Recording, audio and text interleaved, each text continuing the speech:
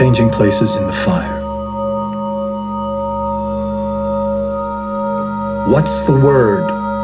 she cries from her purchase on the iron finial of the front gate to my heart. The radio in the kitchen is stuck in the year I was born. The capitals of the world are burning, and this sparrow with a woman's face roars in the burdened air crowded with voices, but no word, mobbed with talking, but no word, teeming with speech, but no word. This woman with the body of a bird is shrieking fierce, buzzed volts in the swarming babble. What's the word? This evening is the year of my birth. The country has just gained its independence. Social unrest grows rampant as the economy declines. Under a corrupt government of the army and the rich come years of mass poverty, decades of starving children, and racially fueled mayhem. Word is armed squads raping women by the hundreds. Word is beheadings, public lynchings, and riots. Word is burning, looting, curfews, and shoot-to-kill orders. And word is more deadly days lie ahead. Today, tomorrow, and yesterday, the forecast calls for more misery, more poverty, more starvation, more families fleeing their homes, more refugees streaming toward every border. More horror is to come. That's the word. More scapegoating is to come. That's the word. More violence is to come on the roads, in the streets, in the homes, violence in the churches, in the temples where they preach who to love and who to hate, how to get to heaven and who to leave behind, how to don the fleece of the blameless and prosecute your neighbor.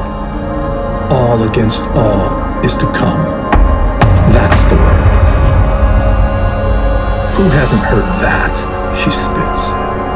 You call yourself a poet? You tame, high finisher of paltry blots. You publish doubt and call it knowledge. You destroy the wisdom of ages to gratify your envy. You murder benevolence and virtue with condescension. You pretend to poetry and destroy imagination. Your words mystify, mislead, and misdirect. You ape the word made flesh with words made words to multiply more words and words about your words. And you ritualize these sterile pleasures, miming joy, delight, and generation. You celebrate cheap distractions. Your theories bloom in suicide of the mind, starvation of the heart, and mass maladies of the soul. You mock and mimic sincerity. You read and divine by irony.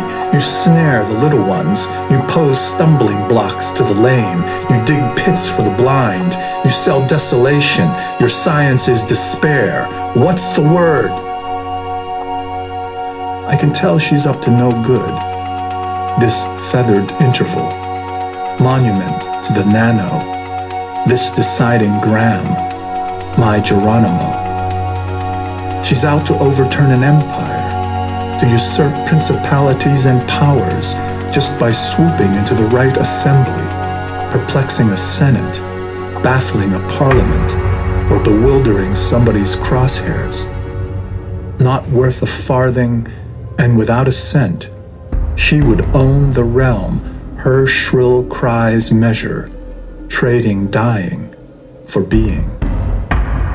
I tell her, I sang in a church choir during one war North American TV made famous. I fled a burning archipelago in the rain on my mother's back in another war nobody televised. In the midst of wars worldwide, many in countries whose names I can't pronounce, I tucked Christ's promise and Adam's disgrace together with my pajamas under my pillow each morning, unable to distinguish which was God's first thought, and which God second. Therefore, I seek asylum in the final word, an exile from the first word, and a refugee of an illegible past. Who hasn't witnessed the laws of merging and parting, blessing and killing, she says? Who isn't subject to the hand that giveth and the hand that taketh, the change of the guard with and without blood, and their own dismembered history fed to the unvanquished flowers? Lift every clock's face and see the counting angels reckoning, the killing angels busy at their anvils. Say what's the word, or die. It's obvious she's accounted for what the wind will take, what the moths must eat, the ants carry away, the Caesars keep. She's a breathing remnant, restored to springtime's living cloth. She's a pair of scissors trimming lament to allow for all I don't know. And I can tell by the markings on her coat and her black eyes, she knows which dreams to parse, which to heed, and which to bury. And look at those prehistoric feet. No doubt she's realized the secret to surviving her own tribe's slaughter and dispersal. Pocket dictionary packed with signs in another language, blazing shard of the original emanation, pre-Cambrian spark deposit, igneous jot of infinite magnitude, fiery iota, something about her precise little beak convinces me she grasps degree and knows which eyes to dot and which to leave large and alone. There are words, I say, and there is the word. Every word is a fluctuating flame to a wick that dies. But the word is a ruling sum and drastic mean, the standard that travels without moving. Words move, but the word is fixed, the true blank. The word is the voice of the lamp, and words are soot, blackening the glass. The movements of words engender time and death, but the word lives outside of time and death. Inside time, death rules. Life is death's kingdom. We live at dying's rate. Words are a sop for death, but the word is the mother of thresholds, regulating life and death. The word begets presences impossible to confirm, given the blinding action of time and the sea and the earth's turning repose. And who is that supposed to feed? Whose thirst would that quench? She screeches, her voice materializing a greater body of innumerable birds arriving at dominion, increasing to overwhelm every mile of my heart, that bloody eyrie branching and leafing. Her feathers become all eyes and mouths, her voice coming now from everywhere, booming.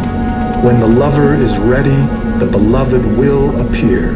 Say what's the word, or we both die.